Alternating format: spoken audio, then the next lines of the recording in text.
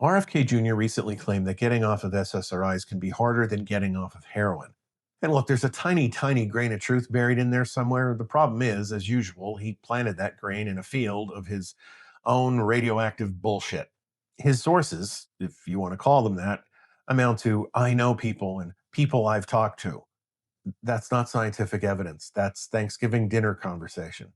And to be clear, yes, stopping SSRIs suddenly can cause real discontinuation symptoms in some patients: dizziness, anxiety, insomnia, mood swings. Doctors acknowledge this, patients talk about it, it's real. But comparing discontinuation symptoms to addiction is ridiculous, bordering on moronic. They are not the same thing. And now he's talking about trying to limit their use. Over what? Fiction? Heroin addiction involves cravings, compulsive drug seeking behavior, euphoria, escalating use, overdose risk, catastrophic impacts on people's lives.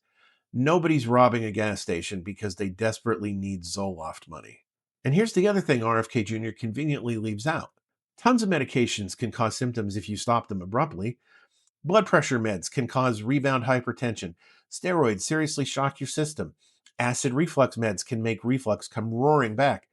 Even caffeine can give people headaches and irritability when they quit it cold turkey. It's reckless to label any of these things basically heroin. And it begs the question, why is he so focused on SSRIs? SSRIs help millions of people manage depression, anxiety, PTSD, OCD, panic disorders, conditions that can absolutely destroy lives if left untreated. Are SSRIs perfect? Of course not. Should doctors better educate patients about tapering and side effects? Absolutely. But as usual, RFK Jr. isn't having a careful medical discussion. He's taking legitimate issue, exaggerating it into a scary headline, and backing it with zero actual data. And when he does that with mental health medication, he's not just asking questions.